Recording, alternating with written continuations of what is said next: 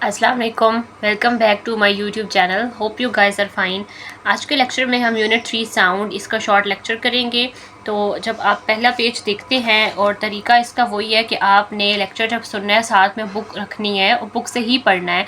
ठीक है, सबसे पहले आपको ऊपर इंट्रोडक्शन दिया हुआ है एक पूरा पैराग्राफ, उसमें आपको क्या बताया हुआ है, नेचर साउंड वेव्स की बताई हुई है। ठीक है, अब बुक से देखें, बुक से इसको रीड करें। ये बताया हुआ है कि साउंड जो है वो एक मैकेनिकल वेव होती है जो कि ओरिजिनेट करती है पार्टिकल्स की वाइब्रेशन की वजह से। जो भी मीडियम है, वो मीडियम चाहे एयर है, वाटर है, सॉलिड है, उस मीडियम में पार्टिकल्स हैं, पार्टिकल्स वाइब्रेट करते हैं। ठीक है, उस वाइब्रेशन की वजह से साउंड वेव्स जो हैं वो ओरिजिनेट होती हैं, प्रोपेगेट करती हैं। मैकेनिज्म ऑफ प्रोपेगेशन आगे यही जिक्र किया हुआ है कि ये जो वाइब्रेशन हो रही हैं उनकी वजह से लॉन्गिट्यूडनल वेव्स जनरेट होती हैं और उनमें पार्टिकल्स ऑसिलेट होते हैं। ठीक है, रीजन्स बनते हैं वहाँ पे कंप्रेशन के, रेयरफेक्शन के। उसकी वजह से कंप्रेशन और रेयरफेक्शन के ज़रिए से जो लॉन्गिट्यूडनल वेव्स होती हैं वो प्रोपेगेट करती हैं, वो एक जगह से दूसरी जगह मूव करती हैं। फिर आगे इन्फ्लुएंस बताया हुआ है कि साउंड वेव्स पे जो डिफरेंट सारे प्रोसेसेस हैं, जैसे कि रिफ्लेक्शन है, रिफ्रैक्शन, डाइफ्रैक्शन, इंटरफेरेंस, ये तमाम प्रोसेसेस साउंड वेव्स पे किस तरह से इफेक्ट करते हैं, इन्फ्लुएंस करते हैं। तो ये इन्होंने सिर्फ इंट्रोडक्शन ऊपर वाले पैराग्राफ में दे दिया कि हमने इस पूरे चैप्टर में इन चीज़ों को कवर करना है।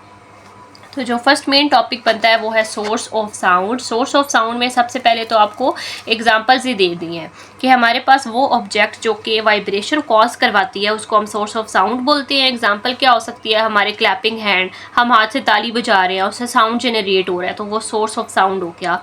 इसी तरह से चिर्पिंग बर्ड्स, जो बर्ड्स की आवाज़ें आ रही हैं, चहचहा रहे हैं, तो वो सोर्स ऑफ साउंड है। म्यूज़िकल इंस्ट्रूमेंट की जितनी भी चीज़ें आपको फिगर 13.2 में दिखाई हुई हैं, ये तमाम चूँकि साउंड जनरेट कर सकते हैं, तो ये सोर्स ऑफ साउंड है। अब अगले पेज पे आ जाएं तो यहाँ पे अगली हेडिंग जो है हाउ साउंड इज़ प्रोड्यूस्ड, ये बताई हुई है और इसमें टोटल 3 पैराग्राफ्स हैं। इसको हमने डिवाइड कर दिया है कि फर्स्ट पैराग्राफ में हमें रोल बता दिया वाइब्रेशन का, कि साउंड की प्रोडक्शन जब होती है उसमें वाइब्रेशन का क्या रोल है और साउंड की प्रोपेगेशन में वाइब्रेशन का क्या रोल है।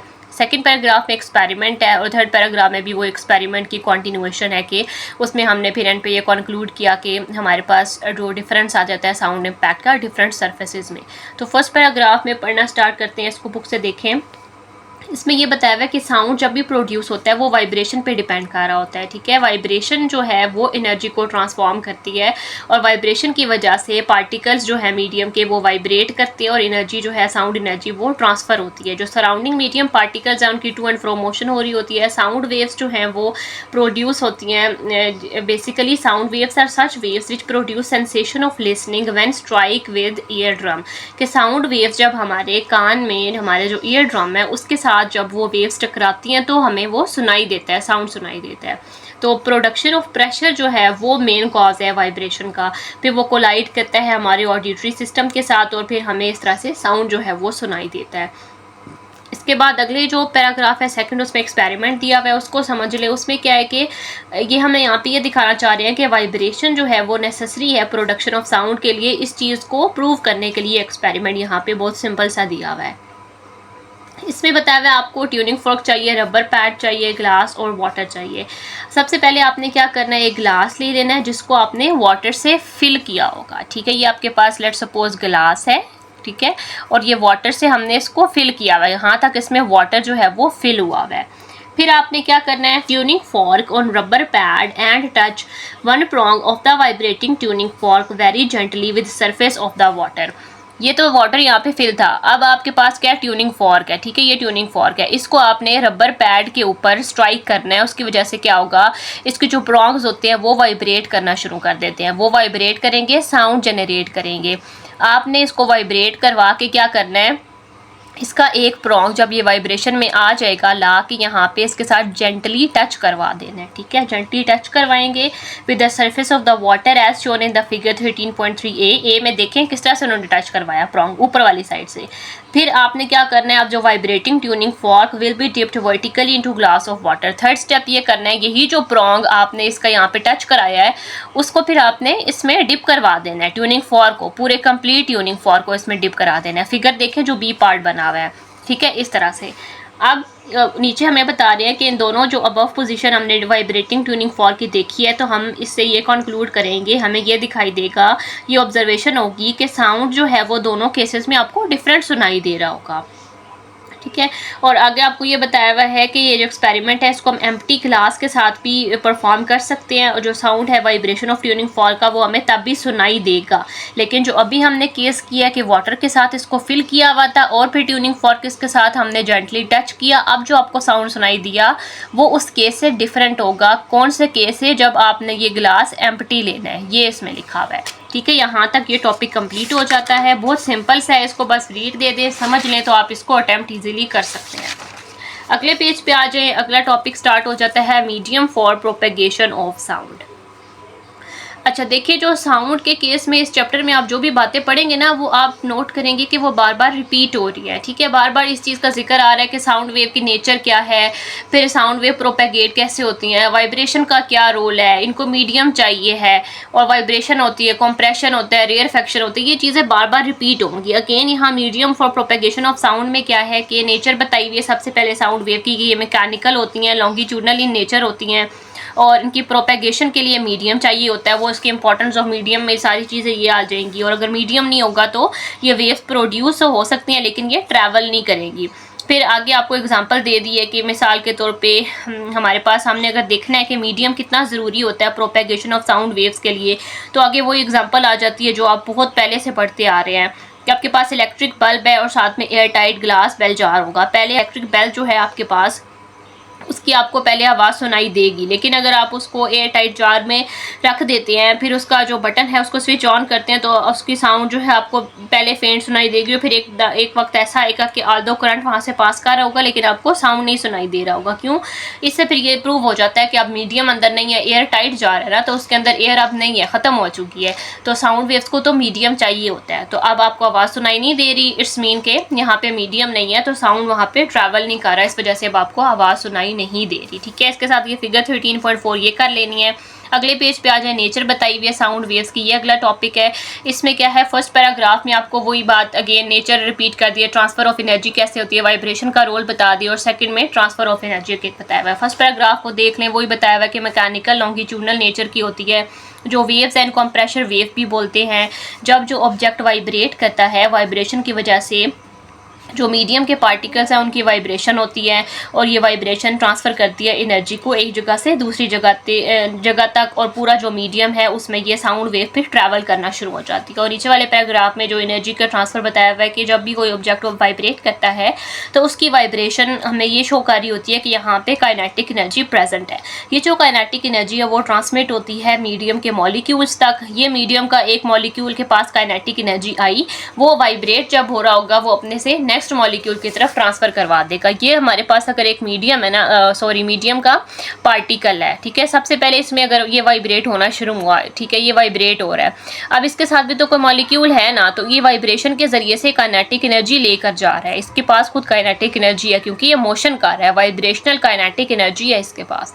इसके साथ जो भी मॉलिक्यूल है ऊपर भी होंगे नीचे भी साथ भी होंगे, इस तरह से एक मॉलिक्यूल अपने साथ वाले मॉलिक्यूल्स को एनर्जी ट्रांसफ़र करेगा, और अल्टीमेटली पूरा जो भी मीडियम है हमारे पास उस पूरे में इनकी एनर्जी ट्रांसफ़र हो जाएगी। उस तरह से साथ में साउंड वेव्स भी जा रही होंगी। इसने देखिए वेव्स जो है वो एनर्जी को कैरी करती हैं, तो यहाँ पे वेव्स जा रही हैं, साथ में पार्टिकल्स जो मीडियम के पार्टिकल्स हैं वो वाइब्रेट होके वो भी एनर्जी ट्रांसफ़र करवा रहे हैं। ठीक है, इसमें सब कुछ ये आ जाता है।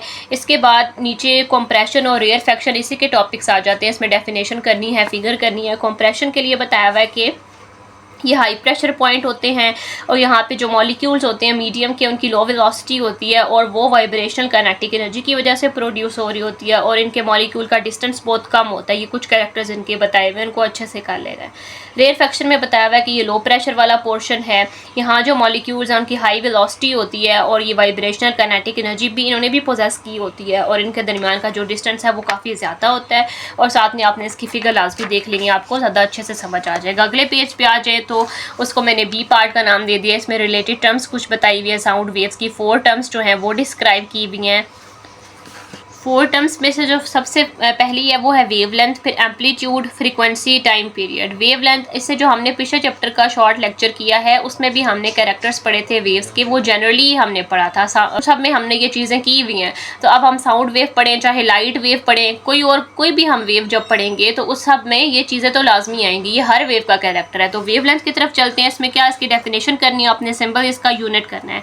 वेवलेंथ की डेफिनेशन है कि ये डिस्टेंस होता है दो क्रस्ट या दो ट्रफ जो कंसेक्टिव आ रहे होते हैं, एक के बाद अगला जब ट्रफ आएगा या एक क्रस्ट के बाद अगला क्रस्ट आएगा तो ये जो डिस्टेंस बनता है ये वेवलेंथ बनती है। इसका जो लेटर होता है लैम्डा होता है, इसका यूनिट क्या होता है, मीटर्स में हम इसको मेजर करते हैं। फिर नेक्स्ट जो है वो हमारे पास एम्पलीट्यूड है। इसकी डेफिनेशन कर लेते हैं। ये मैक्सिमम डिस्प्लेसमेंट है जो कि एक पार्टिकल कवर करता है उस वक्त जब वो डिस्टर्ब हुआ है, ठीक है। और एम्पलीट्यूड हमें बता रहा होता है कि इस साउंड वेव ने कितनी एनर्जी लेवल को कैरी किया हुआ है। जितनी ज़्यादा एनर्जी होगी एक वेव में वो उतना ज़्यादा एम्पलीट्यूड कवर करवाएगी किसी भी पार्टिकल को, ये हमें इंफॉर्मेशन मिलती है। इसके बाद frequency, number of sound waves जो एक सेकंड में प्रोड्यूस हो रहे हैं उसको हम फ्रीक्वेंसी बोलते हैं। इसका सिंबल क्या होता है, स्मॉल एफ से रिप्रेजेंट करते हैं और इसका जो ऐसा यूनिट है वो हर्ट्ज़ है। और टाइम पीरियड की डेफिनेशन करनी है, सैम्बल और यूनिट करना है। इसकी डेफिनेशन क्या है कि ये वो टाइम है जो कि एक साइकिल को कम्प्लीट होने में टोटल लगता है और इसको सिम्बॉलिकली रिप्रेजेंट करते हैं हम कैपिटल टी से और इसका ऐसा यूनिट क्या है वो सेकेंड है, ठीक है। इसके बाद इसमें फिगर 13.7 वो लाजमी करनी है। इसमें ये सारे जो अभी हमने कैरेक्टरिस्टिक्स पढ़े हैं उन सब की फिगर जो है वो बनी हुई है। डेफिनेशन करने के बाद साथ में आप फिगर देखेंगे तो आपको बहुत अच्छे से समझ आ जाएगा, क्लियर हो जाएगा। नेक्स्ट जो है टॉपिक वो है जी टाइप्स ऑफ साउंड वेव्स। इसमें टाइप्स बताई हुई है। सबसे पहले जो पैराग्राफ है ना वहाँ पे हमें ये बताया हुआ है कि हमारे पास डिफरेंट तरह के साउंड्स होते हैं, कुछ प्लेजेंट होते हैं, कुछ अनप्लेजेंट होते हैं। तो इस बेसिस पे कि वो हमें अच्छे लग रहे हैं नहीं अच्छे लग रहे, उन्होंने उनको दो कैटेगरीज में डिवाइड कर दिया, एक रिदमिक हो गए, दूसरे नॉन रिदमिक हो गए। रिदमिक साउंड वो है जो जिस तरह से म्यूजिक है जो एक प्रॉपर रिदम पे चल रहे हैं वो काफ़ी प्लेजेंट होते हैं। नॉन रिदमिक क्या है, जिस तरह से नॉइज़ हो गया। अगले पेज पे देख लें जो ऊपर फिगर 13.8 बनी हुई है उनमें उसकी जो है वेव्स भी ड्रॉ करके दिखाई हुई है। तो नॉन रिदमिक के देख लें किस तरह से हैपैजर्ड सी दिखाई हुई है वेव, तो वो नॉइज़ है। रिदमिक जो है वो एक अच्छा सा म्यूजिक है। नीचे सेकेंड में हमारे पास क्या है, उन्होंने ऑडिबल रेंज की बेसिस पे दो उनकी टाइप्स में डिवाइड कर दिया। ऑडिबल रेंज है, जो बाकी स्पीशीज़ हैं उन सब की ऑडिबल रेंज डिफरेंट होती है, ठीक है। तो ये ह्यूमन की जो है वो ऑडिबल रेंज है। जो 20 हर्ट्ज से कम होंगे साउंड उनको इंफ्रासोनिक वेव्स बोला जाता है, जो ग्रेटर होते हैं 20,000 हर्ट्ज से उनको अल्ट्रासोनिक वेव्स बोला जाता है। तो इस सब में ये आ जाता है टाइप्स ऑफ साउंड वेव्स में। साथ में फिगर इसकी लाजमी देख लीजिए 13.9, उसमें ये वेल्स और बैट्स की दिखाई हुई है, ह्यूमन की दिखाई हुई है, जो मेडिकल अल्ट्रासाउंड में यूज़ होते हैं जो कि अल्ट्रासोनिक वेव्स है जो कि ग्रेटर होती हैं 20,000 से, वो दिखाई हुई हैं, ठीक है। तो इसको आपने अच्छे से कर लेना है, इंपॉर्टेंट है ये, एमसीक्यू के लिहाज से भी शॉर्ट क्वेश्चन में भी आ सकता है। नेक्स्ट जो टॉपिक है वो है अल्ट्रासाउंड का। इसमें क्या है कि सबसे पहले डेफिनेशन बताई हुई है, फिर एप्लीकेशन बता दी, अल्ट्रासाउंड की यूजेस हैं, ठीक है। तो अब हम डेफिनेशन इसकी देख लेते हैं कि अल्ट्रासाउंड वो साउंड वेव्स है जिनकी फ्रिक्वेंसीज कौन सी होती हैं, जो कि अपर लिमिट से भी ज़्यादा होती हैं, above the upper limit of human hearing. हमारी अपर लिमिट क्या है, ठीक है, 20 किलो हर्ट्ज़ है, ठीक है यार। ये जो हमारे पास 2000 बनता है, 20,000 सॉरी, यहाँ पे मैंने एक ज़ीरो मिस कर दिया, ये ठीक है 20,000 या आप इसको बोल सकते हैं 20 किलो हर्ट्ज़। तो इससे ज़्यादा जो हमारे पास साउंड वेव्स होती है जिनकी फ्रीक्वेंसी इससे ज़्यादा होगी वो अल्ट्रासोनिक वेव्स होती हैं, वही हम अल्ट्रासाउंड में यूज़ कर रहे होते हैं, तो उनको हम अल्ट्रासोनिक वेव्स बोल देते हैं। और आगे आपको बता दिए कि अल्ट्रासाउंड की जो है वो वाइड रेंज ऑफ एप्लीकेशन है वेरियस फील्ड्स में। मेडिसिन में ज़्यादा कॉमनली यूज़ होता है, डायग्नोस्टिक इमेजिंग में जिस तरह से प्री नेटल अल्ट्रासाउंड हो गए। इसके अलावा जो है अल्ट्रासाउंड वेव्स पेनिट्रेट करती हैं बॉडी टिश्यूज़ को, इमेजेस बनाती हैं इंटरनल स्ट्रक्चर्स के। इन्वेजिव प्रोसीजर क्या होता है, जिस तरह से एंडोस्कोपी मिसाल के तौर पे जिसमें इन्वेजन की जाती है। जो अल्ट्रासाउंड है वो जस्ट स्किन के ऊपर प्रॉब रखा जाता है, सुपरफिशली किया जाता है, तो वो इन्वेड नहीं हो रहा बॉडी में, ठीक है। तो वो इस चीज़ को हम बोलते हैं इन्वेजिव और नॉन इन्वेजिव प्रोसीजर। और इंडस्ट्रियल सेटिंग में इसकी क्या एप्लीकेशन है कि non destructive testing of material के लिए यूज़ किया जाता है। कोई भी फ्लॉज हैं पाइप्स में या किसी डिफरेंट मशीन्स के किसी भी स्ट्रक्चर में उसको डिटेक्ट करने के लिए यूज़ किया जाता है। डेलिकेट ऑब्जेक्ट्स की क्लीनिंग के लिए यूज़ किया जाता है। सोनार आगे पढ़ेंगे उसमें इसको यूज़ किया जाता है। आगे इसके स्पेसिफिक यूजेस बता दिए हैं, काफ़ी इंपॉर्टेंट है, इनको हम बुक से ही स्टडी करते हैं। सबसे पहले आपको क्लीनिंग बता दिया। इसमें क्या बताया हुआ, हाई फ्रिक्वेंसी की जो साउंड वेव्स हैं वो टिनी बबल्स जो है वो क्रिएट करते हैं लिक्विड में।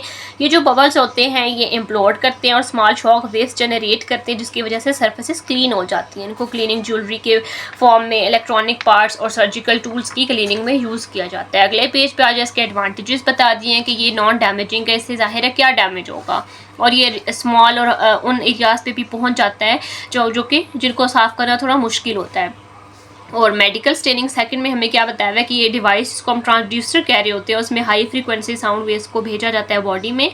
ये साउंड वेव्स बॉडी के टिश्यू से टकरा के वापस आती है, बाउंस ऑफ करती हैं और ट्रांसड्यूसर पे रिटर्न करती हैं और एक इमेज बनाती है। ट्रांसड्यूसर क्या होता है? अल्ट्रासाउंड जब आप करवाते हैं तो डॉक्टर आपकी बॉडी पे जो प्रोब रखता है उसी को हम ट्रांसड्यूसर कहते हैं। उसको प्रोब भी बोल सकते हैं, ट्रांसड्यूसर भी बोल सकते हैं। उसके बारे में ये लिखा हुआ है कि क्या होता है, जो ट्रांसड्यूसर है, जो प्रोब है, वो पहले साउंड वेव्स भेजता है बॉडी के टिश्यूज़ में जहाँ पे भी भेजा जा रहा है, ठीक है।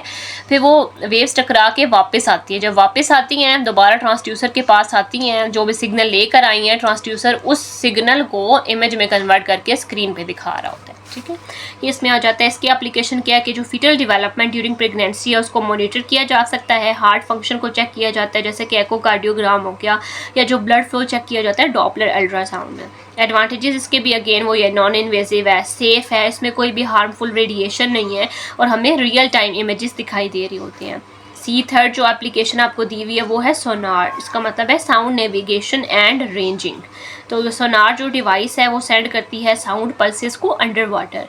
जो पल्सेस हैं वो जाके हिट करेंगे किसी भी ऑब्जेक्ट को और उसके बदले में क्या होगा, वो रिटर्न होंगी और एको की फॉर्म में रिटर्न होंगी। जो टाइम लगेगा उसको हम यूज़ करके डिस्टेंस वहाँ से निकाल सकते हैं, ठीक है। और फिर आगे आपको एक और एप्लीकेशन क्या बता दी है कि जो हम ओशन फ्लोर है उसको मैप कर सकते हैं, अंडर वाटर ऑब्जेक्ट्स को भी फाइंड किया जा सकता है।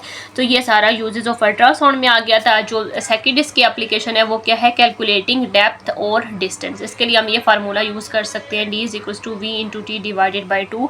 इसको यूज़ करके हम कोई भी डेप्थ, कोई भी डिस्टेंस निकाल सकते हैं। हमें वेलोसिटी पता होगी, टाइम पता होगा कितना टाइम लगा है पर्सिस को जाने में, वापस आने में, उसको 2 से डिवाइड करेंगे तो हमारे पास आंसर आ जाएगा सिंपली। नेक्स्ट जो टॉपिक है अगले पेज पे वो स्टार्ट होता है, वो है जी इंफ्रासाउंड। इंफ्रासाउंड की डेफिनेशन में क्या लिखा हुआ है कि ये लो फ्रीक्वेंसी साउंड है। ये ऐसे साउंड वेव्स हैं जिनकी फ्रीक्वेंसी 20 हर्ट्ज से कम होती है। और इंफ्रासोनिक्स की ये सारी एप्लीकेशन है जो अभी हम नीचे पढ़ेंगे। सबसे पहली एप्लीकेशन कम्युनिकेशन बाय एनिमल्स की बताई हुई है। तो ये थोड़ा सा लेंथी टॉपिक है, ठीक है। इसको जो 3 पैराग्राफ है उसको मैंने डिवाइड कर दिया। फर्स्ट पैराग्राफ में हमें ये बताया हुआ है कि जो साउंड वेव्स प्रोड्यूस होती हैं डिफरेंट एनिमल्स की डिफरेंट साउंड है, तो उन सब की फ्रिक्वेंसीज भी डिफरेंट होती हैं। जैसे जिराफ के बारे में बताया हुआ है कि पहले समझा जाता था कि वो साइलेंट क्रिएचर्स हैं, वो बोलते नहीं हैं, लेकिन बाद में फिर ये पता चला कि वो मर्मरिंग साउंड प्रोड्यूस करते हैं, उनकी बहुत लो फ्रीक्वेंसी होती है तो इस वजह से वो हमें सुनाई नहीं देती। और जितने भी लार्जर एनिमल्स हैं उनके साउंड जो होते हैं वो लोअर फ्रीक्वेंसी के होते हैं, जो स्मॉलर एनिमल हैं उनके साउंड हाई फ्रीक्वेंसी के होते हैं। और सेकंड पैराग्राफ में हमें कम्युनिकेशन बाय इंफ्रासाउंड, इसमें एलिफेंट की एग्जांपल दी हुई है कि एलिफेंट्स जो है वो इंफ्रासाउंड को यूज़ करके मैसेजेस कन्वे करते हैं। जो इंफ्रासाउंड वेव ये प्रोड्यूस करते हैं इनको डिटेक्ट किया जा सकता है कॉम्प्लिकेटेड डिवाइसेस के ज़रिए से। ये क्या करते हैं कम्युनिकेशन में, वार्निंग्स जो है वो एक जगह से अपने साथियों को जो है वो भेज रही होती हैं, उनको कोई पोटेंशियल थ्रेट्स है वो भिजवा रहे होते हैं, अपनी मूवमेंट को कोऑर्डिनेट करते रहते हैं। इस तरह की कम्युनिकेशन से वो कनेक्टेड रहते हैं ओवर लॉन्ग डिस्टेंसेस पे और उन तमाम एरियाज़ पे जहाँ पे लिमिटेड विजिबिलिटी है। और अगले पैराग्राफ में मैं बता दिया कि इंटेलिजेंस या जो सोशल कॉम्प्लेक्सिटी है एनिमल्स की, उसमें इंफ्रासाउंड की क्या इंपॉर्टेंस है। तो इस अगले पेज पे आ जाएँ तो नेक्स्ट जो इसकी एप्लीकेशन है वो है सेस्मिक एक्टिविटी। इसमें ये बताया हुआ है कि जितने भी नेचुरल इवेंट्स हैं, खासतौर पर जैसा कि अर्थक्वेक हो गया, वोल्केनिक इरप्शन होके, एक्सप्लोजन होके, तो ये सब जनरेट करती हैं, प्रोड्यूस करती हैं इंफ्रासाउंड वेव्स। तो इनको डिटेक्ट करने के लिए कुछ स्पेसिफिक डिवाइसेस यूज़ होती हैं। उनको अगर डिटेक्ट कर लिया जाएगा तो अर्ली वार्निंग एक तरह से मिल जाती है, पता चल जाएगा अर्थक्वेक आ रहा है, वोल्केनिक इरप्शन होने वाला है, तो डैमेज जितना भी है उसको कम किया जा सकता है अगर पहले से हमें पता होगा। तो इस सब ने यही लिखा हुआ है। इसके बाद जो अगला टॉपिक है वो है कैरेक्टरिस्टिक्स ऑफ साउंड वेव। इनमें कैरेक्टर्स बताए हुए हमें 3 पिच है, लाउडनेस है और क्वालिटी है या टिम्बर है।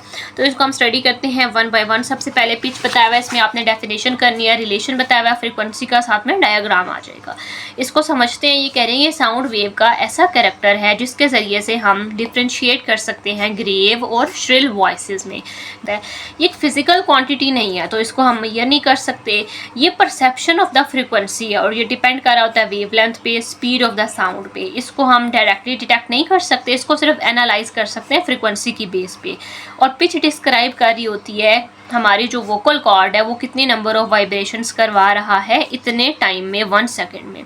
तो पिच का डायरेक्ट रिलेशन होता है फ्रीक्वेंसी के साथ, इसका डायरेक्ट रिलेशन है। लो पिच का मतलब है लेस फ्रीक्वेंसी, हाई पिच का मतलब है हाई फ्रीक्वेंसी। जिस तरह से हमारे पास बर्ड है उसकी हाई पिच्ड साउंड होती है, लेकिन जैसे लॉइन है उसकी लो पिच्ड साउंड होती है। जो वॉइस है विमेन की वो हायर पिच होती है as compare to man and so on. साथ इसकी फिगर 13.12 वो लाजमी आपने साथ में कर लेंगे। सेकंड जो कैरेक्टर है वो है लाउडनेस। इसमें डेफिनेशन करनी है, इसका रिलेशन एम्पलीट्यूड के साथ है वो करेंगे, साथ में इसकी फिगर करनी है, कुछ फैक्टर्स दिए हुए हैं इसको आप बुक से पढ़ते हैं। लाउडनेस क्या है? कैरेक्टरिस्टिक ऑफ साउंड वेव, जिसके ज़रिए से हम डिफ्रेंशिएट कर सकते हैं लाउड एंड फेंट साउंड में, कि लाउड है साउंड ऊंची आवाज़ है या बहुत मध्यम सी आहिस्ता सी डिम आवाज़ है। तो ये भी फिजिकल क्वांटिटी नहीं है, इसको हम मैयर नहीं कर सकते, इसको हम मैयर करते हैं एम्पलीट्यूड की बेसिस पे। जो लाउडनेस है उसका डायरेक्ट रिलेशन है एम्पलीट्यूड के साथ, ठीक है। इसके बाद इसके साथ फिगर कर लेनी है आपने। फिर हमें नीचे बताया हुआ है कि जो लाउडनेस है उसको हम डेसिबल में, उसका यूनिट है उसको मैयर करने का। इसके कुछ 4 फैक्टर्स हैं जो कि अफेक्ट कर रहे होते हैं लाउडनेस ऑफ साउंड को। सबसे पहले आपको वाइब्रेशनल एम्पलीट्यूड दिया हुआ है, इसका डायरेक्ट रिलेशन होता है लाउडनेस के साथ।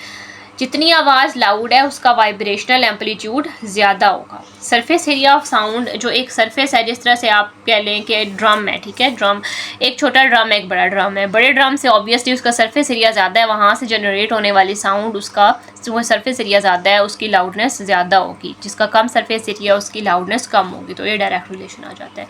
डिस्टेंस फ्रॉम सोर्स का इन्वर्स रिलेशन है। देखें ये हमारे पास स्पीकर है, ठीक है। इसके पास एक ऑब्जर्वर बी ए है और दूसरा बी है, ठीक है।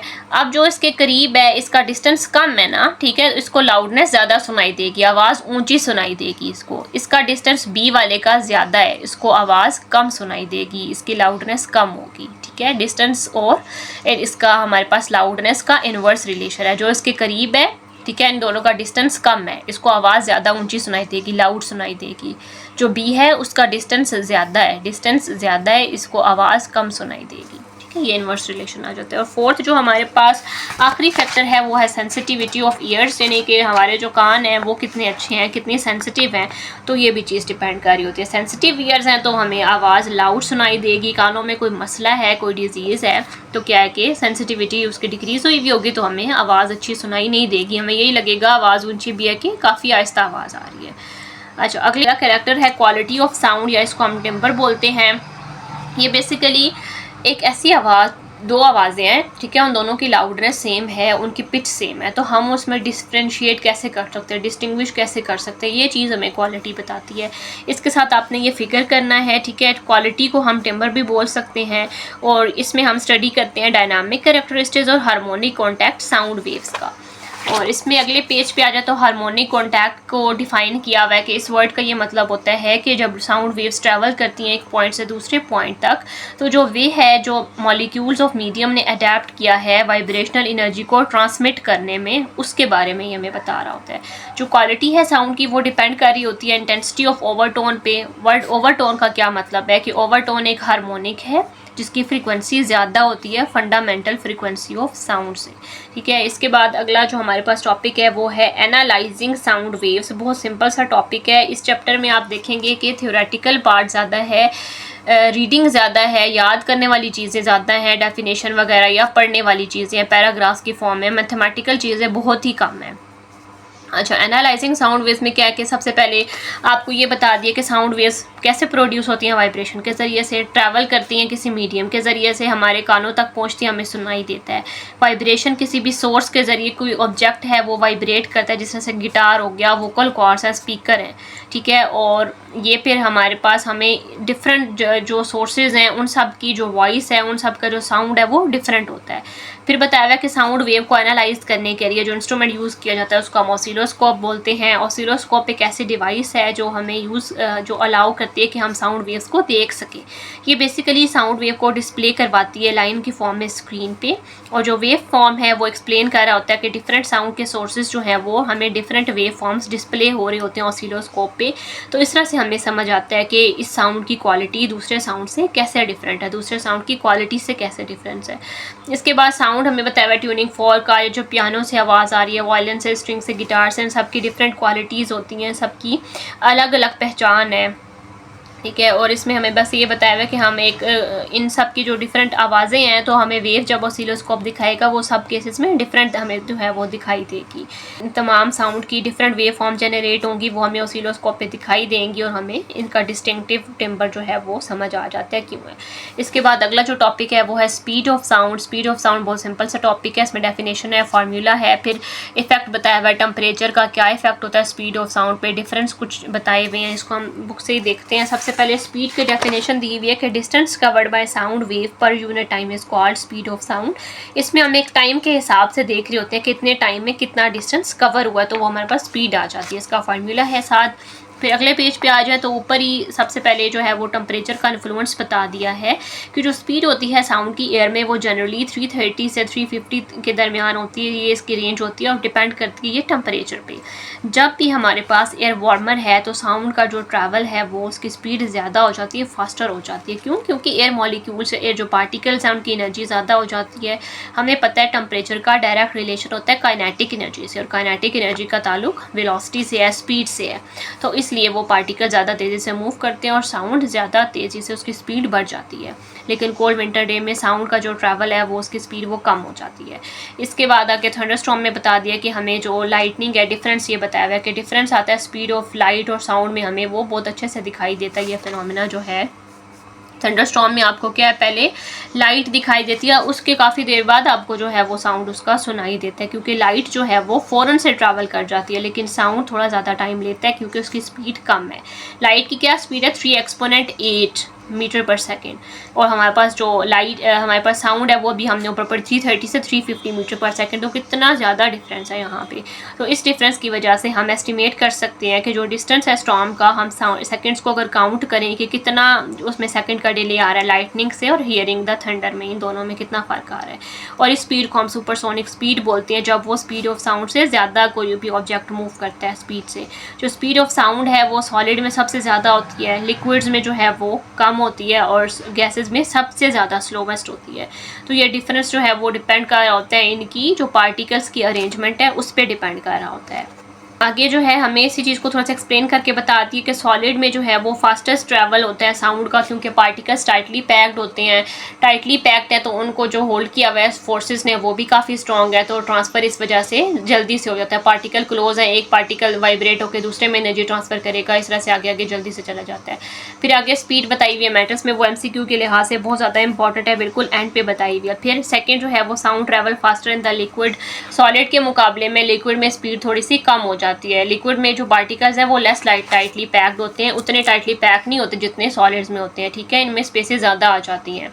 लेकिन गैसेस के मुकाबले में और लिक्विड का एक कंपैरिजन किया हुआ है कि जो हमारे पास लिक्विड में स्पीड है वो 4 टाइम्स ज़्यादा होती है एज़ कम्पेयर टू गैसेस। और ये जो कम्युनिकेशन है मैरिन एनिमल्स में वो सारी इसी वजह से हो रही होती है। जितनी भी लिक्विड्स हैं ना, मैरिन एनिमल्स कहाँ रह रहे हैं, पानी में जो रह रहे हैं, मैरिन में रह रहे हैं, ओशंस वगैरह में, तो उनमें जो कम्युनिकेशन है वो इसी प्रोसेस के ज़रिए से हो रही होती है। डॉल्फिन वगैरह। अगला जो टॉपिक है वो है sound travel slowest in the gases. Gases में इनकी स्पीड सबसे कम होती है, पार्टिकल्स क्योंकि उनमें स्पेस बहुत ज़्यादा आ जाती है, इनकी स्पीड जो है वो 340 मीटर पर सेकेंड हो सकती है। MCQ में आ सकता है। इनमें लार्जर गैप्स हैं तो इस वजह से जो साउंड एनर्जी का ट्रांसफ़र है उसमें डिले आ जाता है। इसके बाद अगला टॉपिक जो है वो है नॉइज़।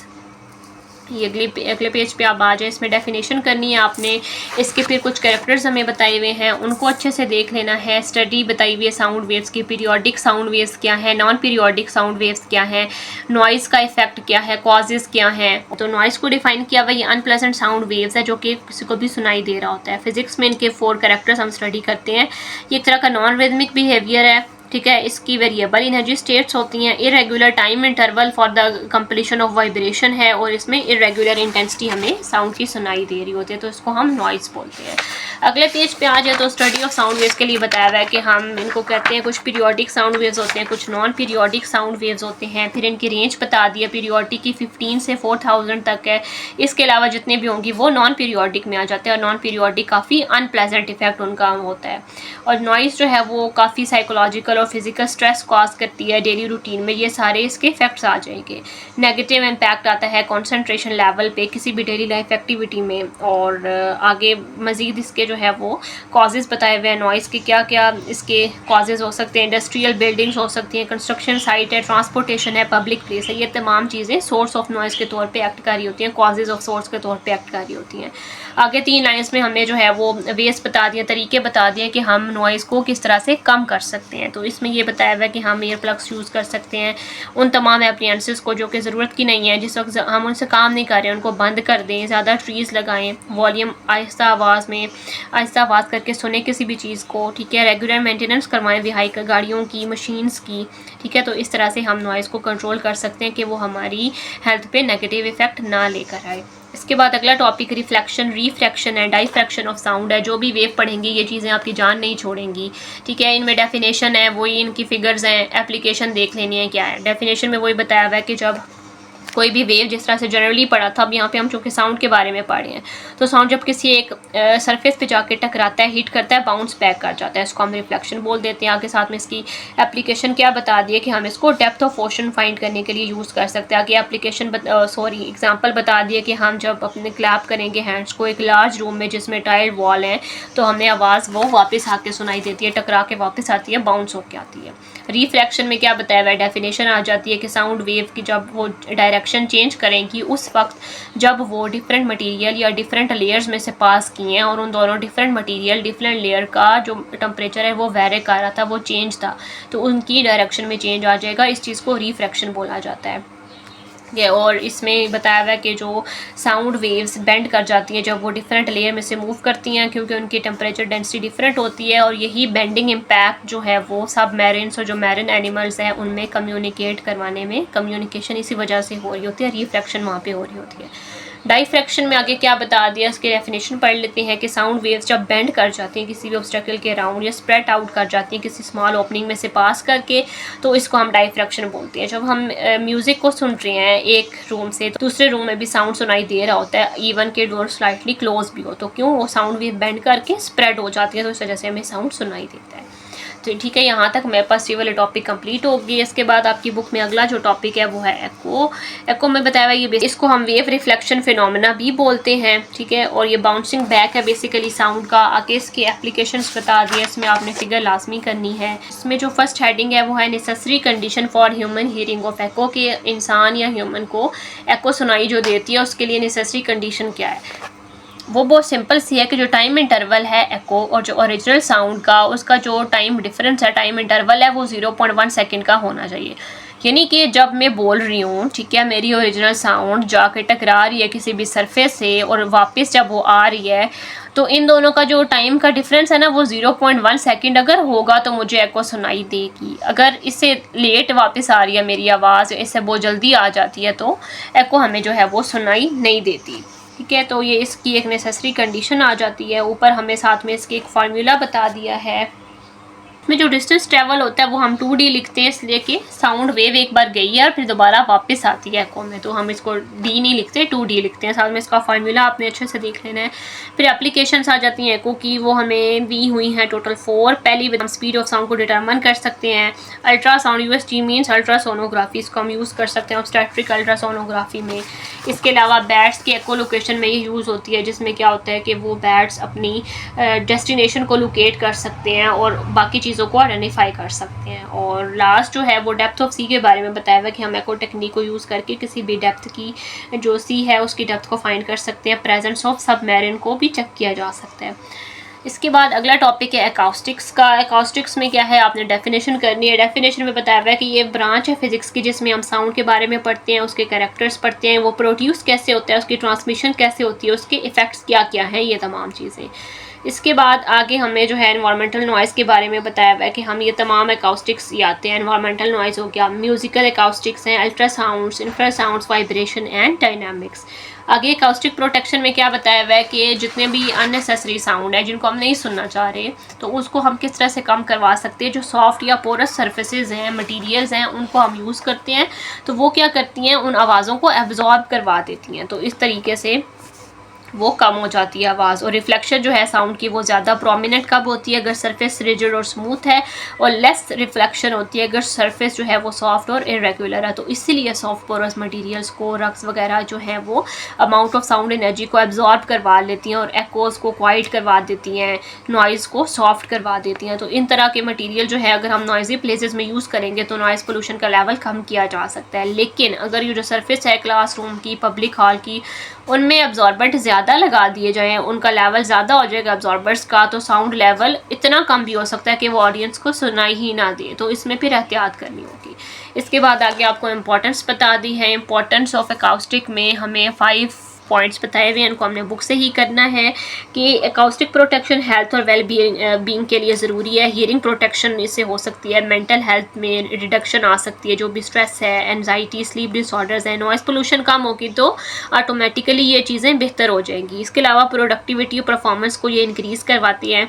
इन्वायरमेंटल और कम्युनिटी पे इसका इफेक्ट क्या है कि एनिमल्स को प्रोटेक्ट किया जाता है जो कि साउंड पे रिलाई कर रहे होते हैं कम्युनिकेशन और नेविगेशन के लिए। क्वालिटी ऑफ लाइफ को इम्प्रूव करता है। लीगल और रेगुलेटरी कंप्लायंस में क्या है कि ऑक्यूपेशनल सेफ्टी और बिल्डिंग स्टैंडर्ड्स जितने भी हैं कि बिल्डिंग्स जो है वो एडिक्वेट नॉइज़ कंट्रोल को प्रोवाइड कर रही होती हैं, जो भी उनका रोल कोड होता है उसके हिसाब से। और टेक्नोलॉजिकल इंडस्ट्रियल डेवलपमेंट में भी इसका बहुत इंपॉर्टेंट रोल है। अगला टॉपिक है applying acoustics in the building design. इसमें 7 पर्पस बताए हुए हैं जिनको हमने बुक से ही करना है कि साउंड को एब्जॉर्ब करती है, साउंड को रिफ्लेक्शन भी कर सकती हैं, साउंड की ट्रांसमिशन के लिए क्या यूज़ करना है, डिफ्यूजन के लिए क्या यूज़ करना है, resonance control, noise control, vibration control, ये तमाम चीज़ें इसमें आ जाती है। और एंड पे ये बता दिए कि जो सॉफ्ट मटेरियल है उनको वॉल ऑफ क्लासरूम में यूज़ किया जाता है, पब्लिक बिल्डिंग्स में यूज़ किया जाता है नॉइज़ को कम करने के लिए। इसके बाद अगला टॉपिक है ह्यूमन हियरिंग सिस्टम का। इसमें कुछ स्टेप्स आपको बताए हुए हैं, ठीक है। इसमें साथ फिगर जो है ह्यूमन ईयर की, उसमें साउंड का जो सारा ये स्टेप्स हैं वो सारे वहाँ पे दिखाए हुए हैं। इनको आपने अच्छे से करना है। ये 9 स्टेप्स हैं, इनको पढ़ना स्टार्ट करते हैं। सबसे पहला स्टेप क्या है हमारे पास, एंट्री, यानी कि साउंड वेव्स जब एंटर होती हैं ईयर में, सबसे पहले हमारे कान में वो एंटर हुई ना, ये पहला स्टेप है। फिर ईयर ड्रम की वाइब्रेशन होती है। इसके बाद एम्पलीफिकेशन होती है, जो ऑसिकल्स हैं वो एम्पलीफाई करेंगे, उस वाइब्रेशन को इन्हांस करेंगे। कौन से ऑसिकल्स हैं, मैलियस, इनकस और स्टेपस, ये। फिर इसके बाद वाइब्रेशन कॉक्लिया में एंटर होती हैं, वहाँ पे फ्लूइड वेव्स जनरेट होंगी। फ्लूइड वेव्स के बाद जो हेयर सेल्स हैं वो इन वाइब्रेशन को डिटेक्ट करते हैं और मेम्ब्रेन वहाँ पे बेंड होना शुरू हो जाती है। उसकी वजह से इलेक्ट्रिकल सिग्नल्स जनरेट होते हैं, ठीक है, ये कन्वर्जन इनटू इलेक्ट्रिकल सिग्नल्स। फिर ये इलेक्ट्रिकल सिग्नल्स ब्रेन में जाके ब्रेन तक ट्रैवल करते हैं, वहाँ पे फिर इन सिग्नल्स को इंटरप्रेट किया जाता है। वहाँ पे फिर हमें समझ आता है, हमारा ब्रेन प्रोसेस करता है इन सिग्नल को और हमें समझ आती है कि ये क्या है, क्या बोला जा रहा है, साउंड क्या है, म्यूज़िक है या स्पीच है। तो यहाँ तक आपका ये चैप्टर कंप्लीट हो गया है। मैंने बहुत कोशिश की है कि आपको ये समझ आ जाए अच्छे से। शॉर्ट लेक्चर करने की कोशिश की है बट ये इतना शॉर्ट हो नहीं सका क्योंकि ये चैप्टर ही ऐसा है, इसमें थ्योरी ज़्यादा है, पढ़ने वाली चीज़ें ज़्यादा है, रीड करने वाली चीज़ें ज़्यादा हैं। आई होप आपको समझ आ गई हो कि अगर कोई चीज़ समझ ना आए आप पूछ सकते हैं। Thank you for watching. अल्लाह हाफिज़।